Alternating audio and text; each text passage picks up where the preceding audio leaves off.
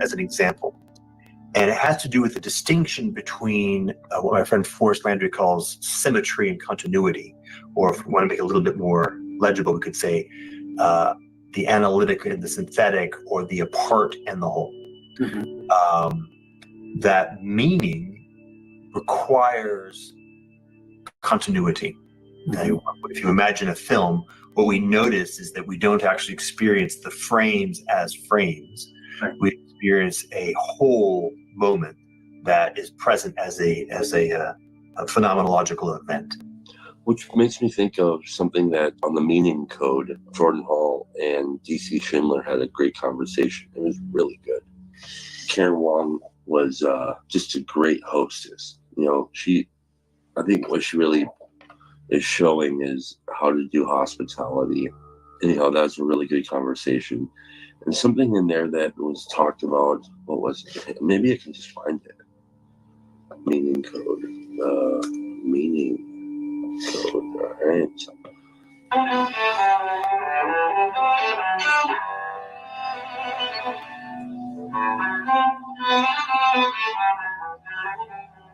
Dun, dun, dun. Here it is. Just a little side note that you use the expression global village. So Marshall McLuhan is the one who coined the phrase. We've become familiar with radically different cultures, but it's interesting. He meant a bit more than that with the term. He wanted to combine global with village, and what he meant by village is the experience of living in a small town where you can't do anything without everyone knowing that you've done it. So there's a sense in which you begin a relationship, and by the end of the day, that's been communicated across town. So that's what he means by village, and then global is become universal. So the idea, and I think that was just a brilliant insight. I mean, just he didn't. The internet didn't exist. He predicted the internet. It's just the level of the prophetic insight there is extraordinary.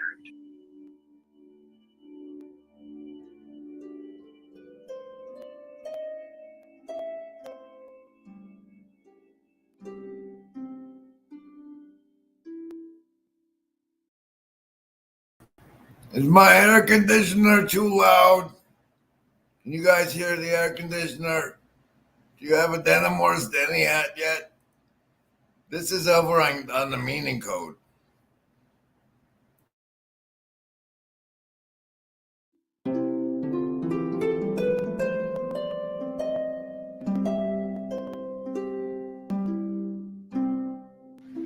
One great isle, yet many homes, each unique like sacred tomes. The farmer's son, now wise with age, the artisan's daughter, a respected sage. Together they taught the delicate dance of unity's strength and culture's stance. Balance found in earth and sky, in depths below and mountains high.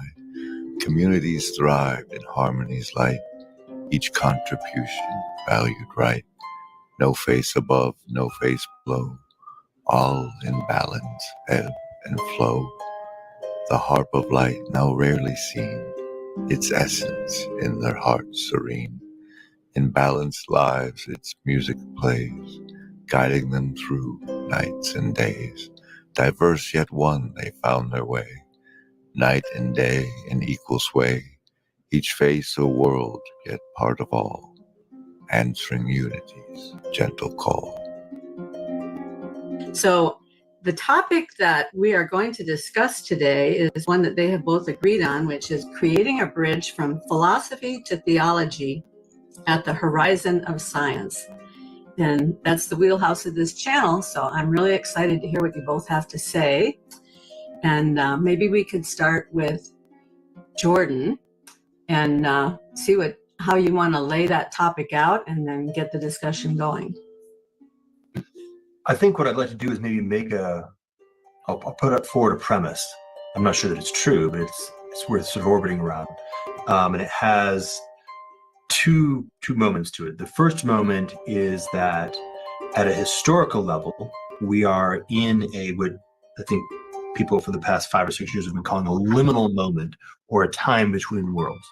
which is to say that maybe akin to the period of the 15 and 1600s, perhaps even more fundamental than that, perhaps the good old-fashioned axial age, we have a point at which the set of ways of thinking, and to a meaningful extent also ways of living, that have become largely unconscious because we've been operating with them for, let's say, 500 years, are in the process of being made conscious because they're no longer actually fit for purpose. And this puts us in a transitionary period, which has a lot of implications. Moment two is to say that both the domain of science and the domain of philosophy are ultimately grounded in the domain that we would typically categorize as religion or the way that we talk about religion, i.e. theology. And that's reorienting ourselves properly in that foundation is necessary when you're entering into this kind of liminal moment, because first you have to ground. And then from the ground, you can now reorient yourself with the reality that you're actually living in. And then you can begin the process of developing something that is in the category of philosophy and science in that context. I also wanted to situate this in the historical context, because I think that's proper, and it's really interesting. That context is part of what you were saying. In a way, we tend to take our historical circumstances for granted as just a kind of hidden background and focus on the problems that are facing us. But I think that the nature of the challenges to our ways of thinking and being have become so radical that it's becoming more natural to us to step much further back than we're used to, and thinking about where we're going in a more universal global sense, and where we're coming from, and what and to go to the roots of things. So I mean, in that sense, I think we live in a really exciting time.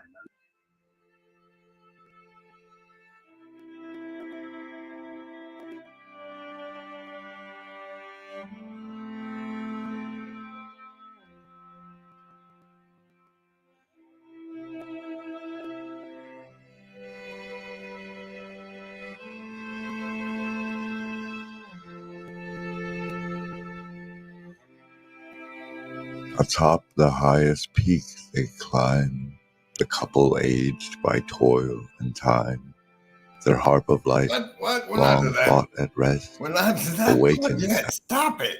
I got a really fascinating story that just happened. But first, more of this. No, wait, have some real branding. Thanks, StreamYards, for loading all my branding. So say we all. Yuck, yuck, yuck. Ho, ho, ho. Hello, everybody. This is Karen at The Meaning Code, where we explore the structures of the universe to discover the metaphors that uncover the hidden reality.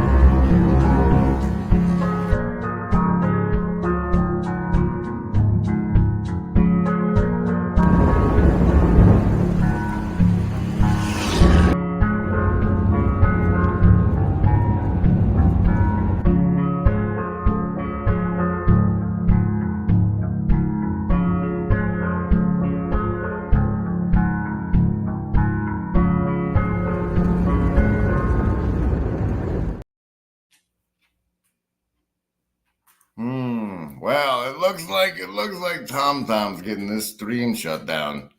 That's unfortunate. I'm on this road trip right now to. Let me see this one. No. What have I? Then there we go. I'm on this road trip right now. Wait. And then as you can see, I'm in the Indigo room. Isn't that fancy? It just worked out that way. It's choice. It's choice by choice. As a matter of fact, what can't you keep up with? That's going on. And then, what was originally Pete? What was? I don't understand. I don't understand. Oh. Is that? Oh, wait. I'm behind. You guys need savings throws. I need some too. Why'd you? Oh, shh.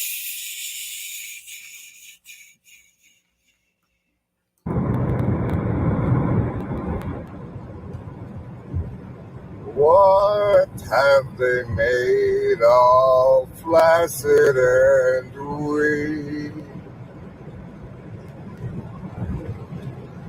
But your eyes to see and your tongue to speak.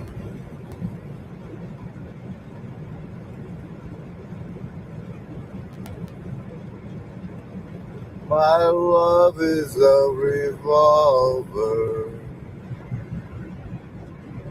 revolution upside down.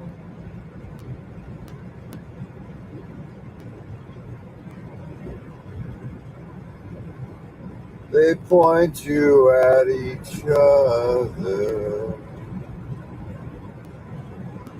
You should be pointing at the clown.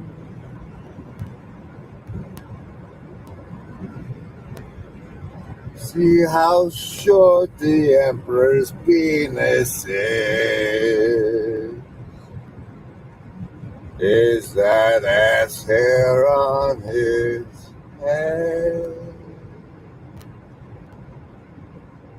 He's still the devil's champion.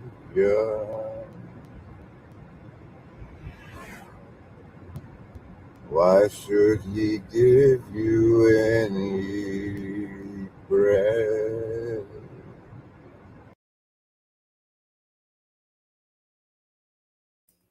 Welcome. This is the live from the Indigo room. You see, that's the excuse for me calling it that. It's not at the Indigo Hotel in Vancouver, Washington. They also have one in Dubai, but it's what it is. Hello, J-Gat. I see you, but I can't click. I can't click over. I'm unhandled at present. You see this? It is a copy of Nolan Watson's Through the Fire. I'm giving away 6 of them to members at People Wearing Merch at Estuary Northwest 2024. Each custom engraved. This one getting engraved now, right after these savings throws against mind control, which I'm using on you, don't you know? You get to choose between survival, social, wisdom, or heart as the basis for your savings throw. I roll the die. If the die is over 10, the one you choose is over 10. Then you've made your savings throw and take half damage from the mind control. If on the other hand it's under 10, you take full damage from the mind control. You might want to get a +2 bonus to the roll by saying hello in the Hive Mind chat. Hello. Survival, social, wisdom, or heart. Choose. Ooh, survivalist. That's a 2 for you. That's not good. Consider that. Socialists. That's a 5. Lovers of wisdom. You made it. 2 9s worth of 18. Hard folks. 6 for you. Replay bonus will get you over 10. Indigo kids in the Indigo room. Prime 17. Welcome, everybody. This is a live stream from an Indigo room. But he's overcoming something rather than, a true marksman will look at the arrows available and say, if I want to hit the target, I'll pick the best arrow so that I can hit the target. A true marksman might say, all of these arrows are crap. This arrow is at least crappy in a way that I can work with. But he's overcoming something rather than, a true marksman will look at the arrows available and say, if I want to hit the target, I'll pick the best arrow so that I can hit the target. A true marksman might say, all of these arrows are crap. This arrow is at least crappy in a way that I can work with. Look at that. Look at that. You could be the one who gets this. This at the Estuary Northwest 2024 event. Book your tickets now. Wait. How is the sound okay from here? It feels weird to be this far away from touching the masterful branding that saves me. Okay. So I wanted to go into the tears. The tears, I don't know where in the gospel they are, but apparently I heard on the radio on the way here that a real hard argument for the Universalists to deal with. I'm going to seek rail country, so that'd be great. Which is the gospel story about the tares where he explains it to them afterwards. Can you find that for me while we wait? And meanwhile, I also caught Peterson and Malice, and it too deserves a full treatment because Gulag Archipelago is not going to translate to anyone who can't understand. 3-syllable words. Gulag Archipelago, right? But we have a new interesting situation that occurred just prior to this live stream, which maybe it might be an assassin. So that's the story you're gonna get right after this.